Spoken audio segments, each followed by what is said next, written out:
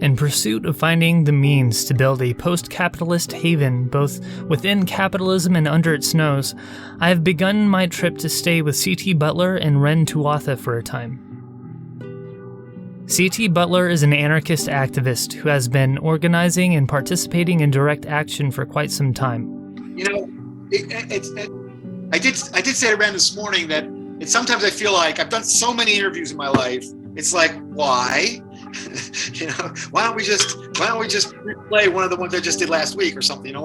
But I just realized in reflection of this, having asked that question this morning and then having had this interview this afternoon, is that of course each interviewer asks different questions and they have a different kind of perspective on why they're interviewing me. So each one has a slightly different flavor, same data, same basic information, but different spin, if you will. He is one of the original founding members of Food Not Bombs in the early 80s, and he has utilized his experience to develop a formal process for the decision-making method of consensus. Remembering things like singing, like one of the highlights of my life was singing in Notre Dame Cathedral in Rome, Notre Dame in Paris, the one that burned. That was an amazing experience, a very high point in my life. It's notable, but not, and it also makes me a recording artist. Consensus is an important tool, especially for anarchists. It's a way to organize and reach decisions as a group, community, or city in a horizontal, non-hierarchical fashion. Of the many things that I will be doing during my stay here, one of them will be learning about formal consensus. Wren Tuatha is an award-winning poet and educator. She also has 17 or more years' experience of living off the grid in an intentional community called Heathcote. Through her, I hope to understand what sort of things I will need in order to maintain a self-sustaining community. Since I am not yet an expert in the process of formal consensus, I will instead introduce two books written by C.T. on conflict and consensus and consensus for cities. In both books, consensus is outlined as a process by which everyone affected by a decision participates in the decision-making process, and as a method used for, quote, discovering what decision would be in the best interests of the group to which every participant can give their consent. End quote. Before the start of the process, roles, most of which I won't mention now, are selected by group consensus and are subsequently rotated. And everybody contributes to the creation of the agenda. It is instrumental that there be a facilitator chosen. The facilitator, or the facilitators if you want representation for men and women, is basically responsible for making sure the meeting flows well. They make sure that people stick to the agenda so that everything can be addressed in the allotted time. They suggest possible changes in discussion techniques. They make sure attention is distributed fairly, and they aren't allowed to participate in the content of the discussion. The basic structure of the consensus process begins with the prep stages. The facilitator explains the process, the proposal or issue is presented, and questions to clarify the proposal are taken. The midsection of the process can be broken up into 3 levels. In the first level, there is an open sharing of ideas and values. It is exceptionally important that everyone share their values because it is often the case that disagreements and conflicts arise out of conflicting values. Not everyone is completely aware of the values that they hold, so it is helpful that everyone take a moment to reflect and clarify what those values might be. When everyone has had the chance to express their values, there is a test for consensus. It is only when everyone can consent to the same set of values that the process of consensus can be carried out, due to the fact that issues surrounding conflicting values cannot be easily mediated and can set back the process significantly. In the second level, concerns are listed and gathered but not discussed. It isn't until the third level that the listed concerns are then discussed, and the attempt is made to resolve them. This is then closed with another test for consensus. If there were any unresolved concerns, it would then follow that they would be restated, that questions would be taken to clarify the concerns, and that each one would be dealt with one at a time in order to be focused and thorough. This is then tested for consensus, and at this point, the goal is to have overall consensus reached. There are then a few closing options that follow. You can either send to committee, test for stand-aside, or test for block. Sending proposals to a committee means that if a proposal or a concern doesn't need to be resolved or implemented immediately, a group of representatives deliberate and consider new solutions in a less formal setting to bring those considerations back when the next meeting is had. To stand aside means something different depending on whether the decision is a policy decision or an event decision. Standing aside is when you disagree with the proposal but you choose to consent anyway. In the case of event decisions, this means that you won't participate in the particular event, but you won't interfere with others doing it. When it comes to policy decisions, if you stand aside due to unresolved concerns, you still must cooperate. To be clear, the concerns of those who stand aside are in fact recorded and given more discussion time in subsequent meetings with hopes to resolve them.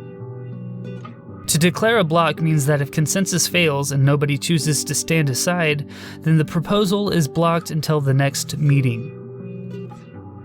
I'd highly recommend that you check out these books.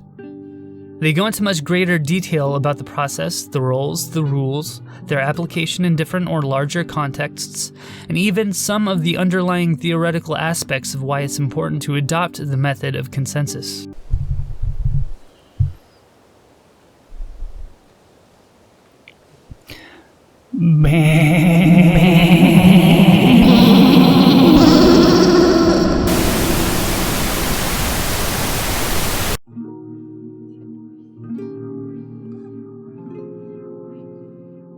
Wren, CT's partner, has a large amount of experience in a different sense, but no less important. She lived in an intentional community called Heathcote in the state of Maryland for 17 years starting in 1996. When I say she had experience in a different sense, I should clarify that it was different, but not that different. Heathcote utilized what she called deep consensus, and during her time there she founded a consensus-based open classroom program. Wren, through her practice and implementation, became a skilled facilitator, probably better than CT by their own admission. Some of the other activities she participated in were those typical in Heathcote. It was founded in the 40s, and during the 60s and 70s it would transform into a commune based on egalitarianism, shared resources, and sustainability. To this day, they grow their own food, teach permaculture and gardening, make their own residences, organize horizontally, make decisions communally, take care of each other's needs, and express themselves through their own chosen projects on their own time.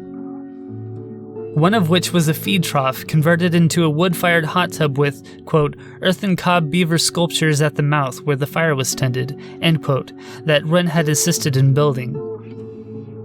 Hopefully, through Wren, I can learn what it takes to establish a community like this.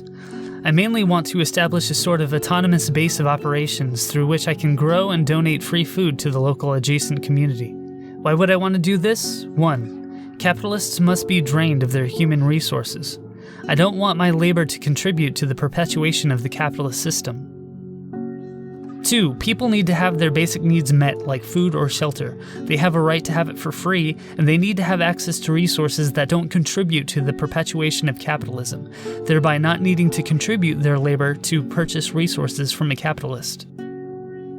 Additionally, it should be noted that there are only 2 ways of providing resources for free to people without contributing to capitalism: stealing it or producing your own. Buying the goods that you give out for free will be self-defeating in a strategic sense. Think of it as a sort of trade embargo. 3. Giving free aid to people will hopefully open up their minds to your ideals and values. If all goes well with your interactions, hopefully the people you provide aid to will attempt to pay the kindness forward to other members in their community. With one material tether broken, they might find the time to put their skills to use and provide what they can to other community members. If those members do the same with providing what they are able to, that's many more material tethers broken. The goal is to get this to reach a point where all the tethers are broken, and where all the community members no longer need to depend on capitalism to meet their needs. It will go from one small commune growing food, or providing whatever other resource it's capable of providing, to the greater community taking part in sustaining its newly found autonomy from the clutches of capitalism. You got something to say, Levi?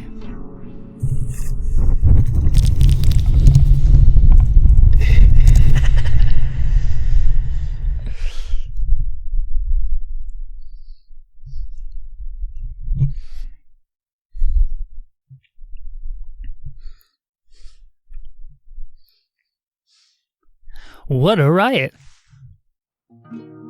This, unfortunately for me, is far from being fully realized. I still have quite a long journey ahead of me. There are all sorts of obstacles and measures that I must first complete on top of the necessary education concerning how to best establish a sustainable community. I need the necessary finances for now and access to land. CT and Wren have their own goals and needs as well. They need a steady source of income to sustain themselves while Wren finishes her degree.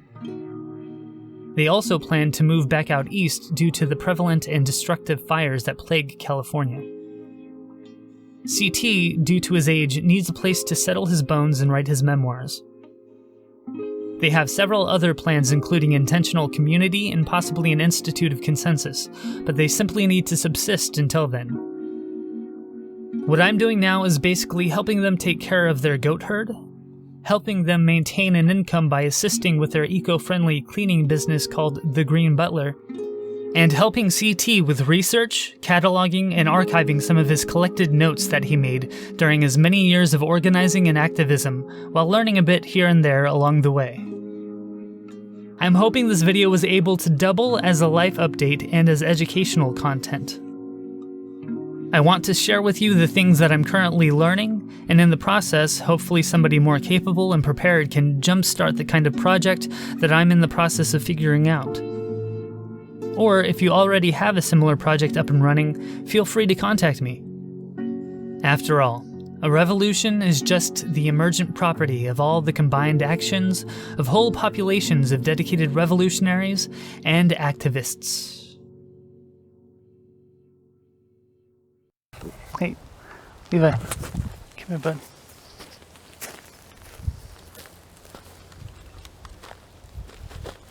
Levi, come here.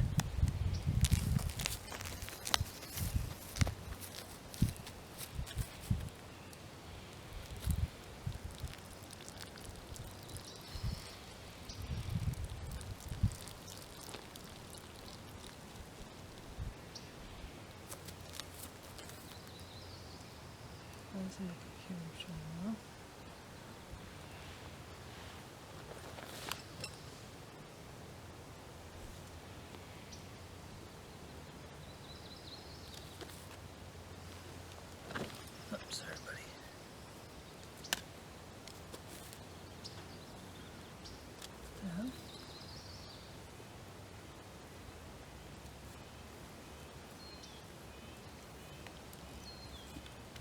Hey, nope.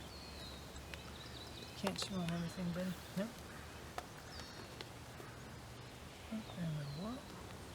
There we go. Why did it turn off?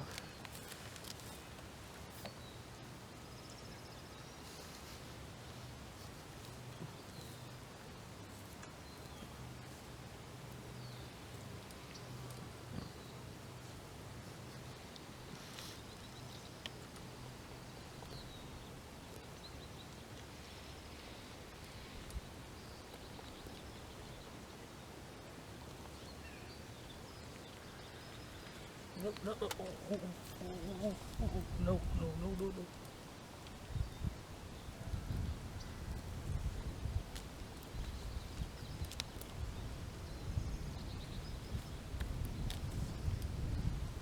Okay, the battery's still alright.